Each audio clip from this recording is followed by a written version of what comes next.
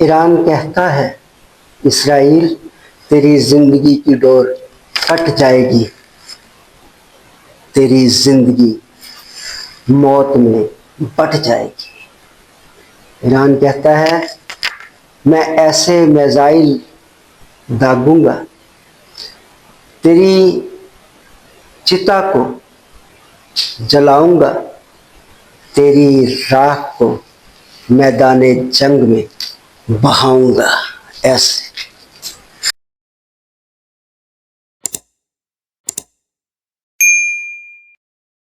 ایران کہتا ہے اگر تیرا سوال یہ ہے کہ تو فضا میں ہے تو جواب یہ ہے کہ تیری موت۔ اگر تیرا سوال یہ ہے کہ تو ہوا میں ہے تو جواب یہ ہے کہ تیری موت۔ اگر تیرا سوال یہ ہے کہ تو پہاڑوں میں ہے تو اسرائیل جواب یہ ہے کہ تیری موت۔ اگر تیرا سوال یہ ہے کہ تو سمندر میں ہے تو اسرائیل جواب ایران کا یہ کہ تیری موت۔ اگر تیرا سوال یہ ہے کہ تو فضا میں ہے تو اسرائیل جواب یہ ہے کہ تیری موت۔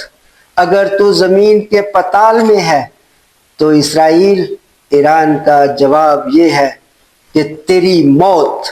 ہر حال میں ایران تجھے موت کے گھاٹ میں اتارے گا اور اس زمانے میں ظلم کی داستان کو مٹائے گا۔ ایران یہ کہتا ہے کہ کوئی تجھے بچائے، یہ ممکن نہیں، ہر حال میں تیری موت ممکن ہے۔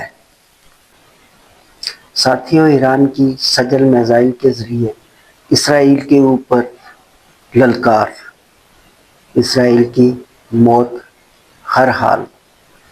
ساتھیوں، ایران نے اسرائیل کو اور امریکہ کو بھکاری بنا دیا۔ بھیک مانگنے کے لیے یہ کولا دونوں ممالک کے ہاتھ میں پکڑا دیا۔ ساتھیوں، بات یہ ہے کہ ہم نے آج سے 15-20 دن پہلے دیکھا کیا رعب اور دبدبا تھا ٹرمپ کا۔ ان کی ایک بات سننے کے لیے ہر ملک کا صدر، وزیر اعظم، ہر ملک کا بڑا شخص اپنی عزت سمجھتا تھا کہ مجھے ٹرمپ نے بلایا ہے، مجھے ٹرمپ نے بلایا ہے، میں ایک مقبول ترین شخصیت بن گیا ہوں۔ ٹرمپ اپنے غرور اور اپنے تکبر میں جس کسی کو چاہتے اس کی بے عزتی کر دیتے، اسے 1 سیکنڈ سے پہلے دھمکا دیتے۔ اور آج یہ حال ہے کہ امریکہ کے ایک سابق آفیسر، غالباً جان ان کا نام ہے، انہوں نے کہا، جس کا مطلب یہ ہے کہ ٹرمپ نے امریکہ کا رعب، دبدبا اور امریکہ کی عزت کو خاک میں ملا دیا۔ ساتھیوں، بات اب یہاں تک پہنچ چکی، دیکھا ہم نے کہ جب ایران اور عراق کی 8 سالہ لڑائی رہی تو اس وقت امریکہ عراق کے ساتھ تھا۔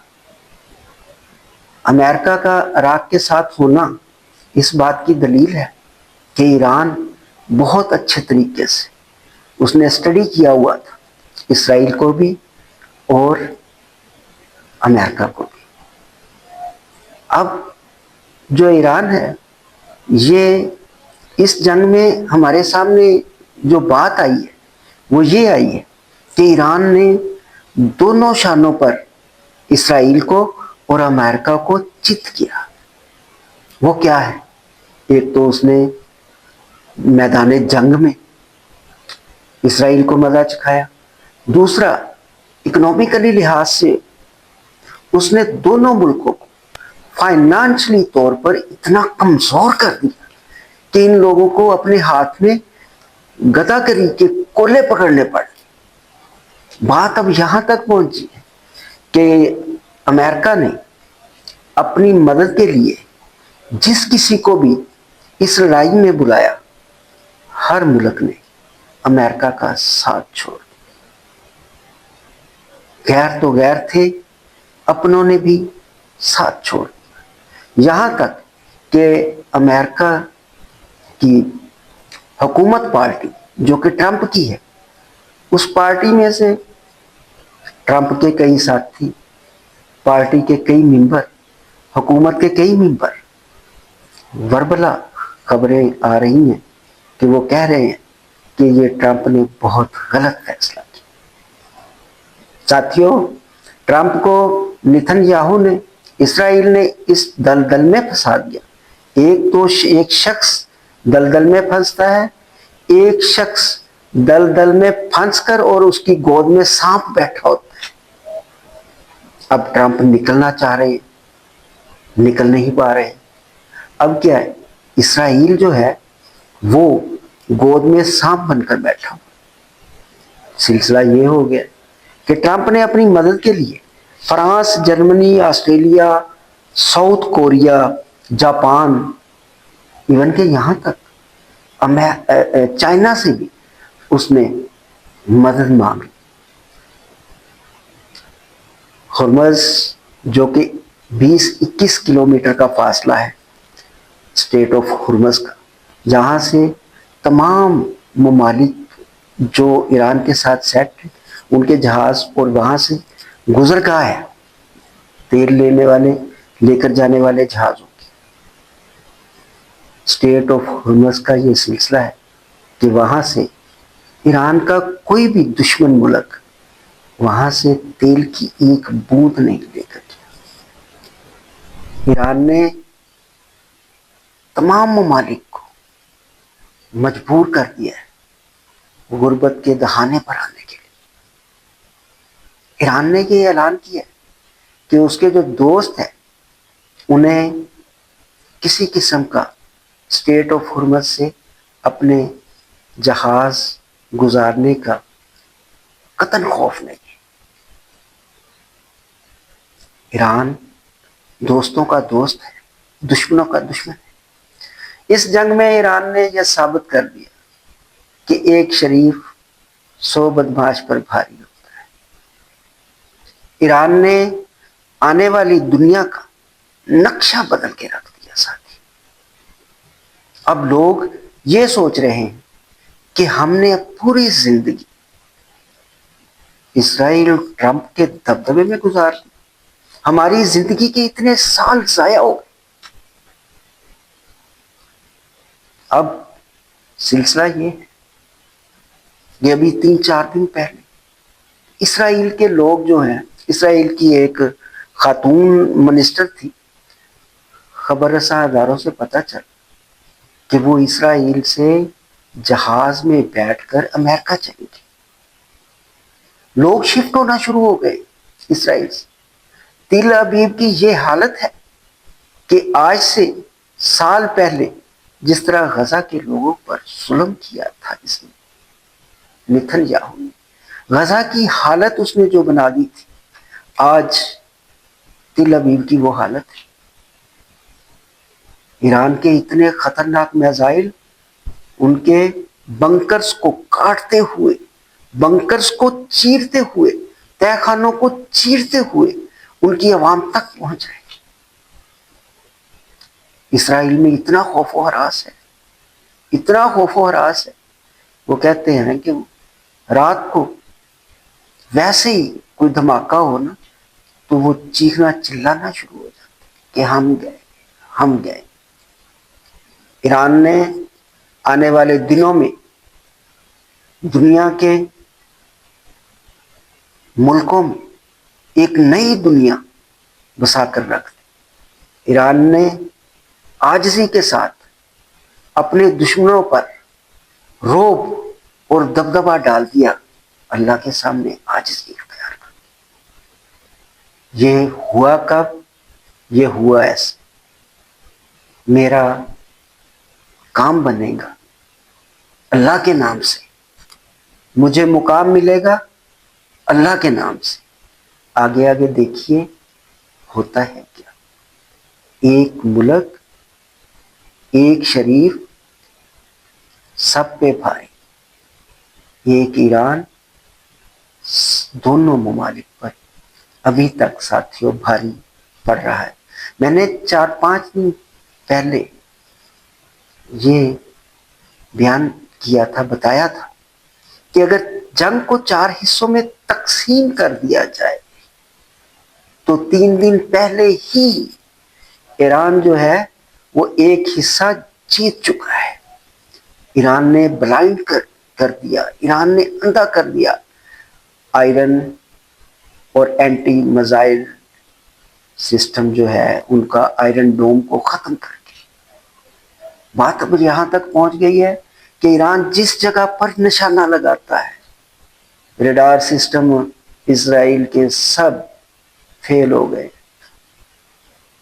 ایران کے میزائلوں کو روکنے کے لیے ٹرمپ دنیا سے مدد مانگ رہے ہیں. ساتھیوں، مدد خدا، اللہ جب انسان کسی ظلم کے ساتھ خلاف آواز اٹھاتا ہے، کسی بچیوں جو 160 70 80 بچیوں کو شہید کر دیا گیا، ان کے خون کا بدلہ لینے کے لیے نکلتا ہے، تو پھر خالق کائنات اس کی مدد فرماتے ہیں.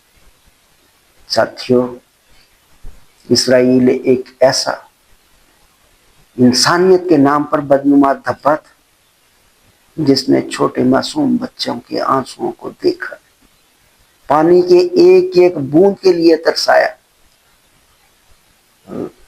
فلسطین کے بچوں کو. اور اب حال یہ ہے کہ ایران کہتا ہے کہ تم اگر زمین کے پتال میں ہوگے تب بھی نہیں چھوڑوں گا، اگر تم امریکہ میں ہوگے تب بھی تمہارا مقدر اب موت ہے، اگر تم دنیا میں، فضا میں، نیچے زمین میں، جہاں بھی ہو، ہم تمہیں ڈھونڈیں گے. اب تک کے لیے اتنا. ساتھیوں، اس کے برعکس یہ نہیں کہ ایران میں نقصان نہیں ہو. ایران میں بھی اتنی زیادہ شیلنگ ہوئی کہ تہران میں اور ایران میں انتہا درجے کے میزائل جو ہیں وہ برسائے. جنگ میں نقصان تو دونوں سائڈوں کا ہوتا ہے. اگر محلے میں کسی کے ساتھ لڑائی ہو جائے تو وہ کافی دفعہ اتنا طول پکڑ لیتی ہے کہ وہ پورے محلے کے لیے وبال جان بن جاتی ہے. اگر کسی گھر میں کوئی لڑائی ہو جائے تو وہ اگر طول پکڑ لے تو وہ وبال جان بن جاتی ہے. میدان جنگ میں ساتھیوں، نوجوان بچے، بہنوں کے بھائی، ماؤں کے بیٹے جاتے ہیں اور اپنے لہو سے میدان جنگ کو سجاتے ہیں. ہونا تو یہ چاہیے کہ کوئی بھی اگر ملک ظالم ہے تو تمام کنٹریز کو مل کر اس کی ظلم اور بربریت کو ختم کرنا چاہیے تاکہ دنیا میں امن پیدا ہو. کوئی بچہ پانی سے نہ بلکے، کوئی چھوٹا معصوم بچہ شہید نہ ہو، عورتوں کی عصمت دری نہ ہو، عورتوں کو قتل نہ کیا جائے، نوجوانوں کو قتل نہ کیا جائے. اس طرح کا قانون ہونا چاہیے تاکہ پوری دنیا میں امن ہو. ساتھیوں، امن سے بڑھ کر کوئی چیز نہیں. اسلام امن اور سلامتی کا دین ہے. اسلام دعوت اللہ کا دین ہے. اسلام سکسیس اور کامیابی کا دین ہے. نبی اکرم صلی اللہ علیہ وآلہ وسلم نے ہر شخص کو، انسانیت کے ہر انسان کامیابی اور کامرانی کے لیے اللہ کے نبی نے انتہا درجے کوشش کی. دعا ہے کہ اللہ تبارک و تعالی اس جنگ کو جلدی ختم کرے اور یہاں ظلم اور بربریت نہ ہو اور دنیا میں امن چھا جائے. امن سے بڑھ کر کوئی انعام نہیں. امن سب سے بڑی جیت ہے ساتھیوں. امن از سکسیس.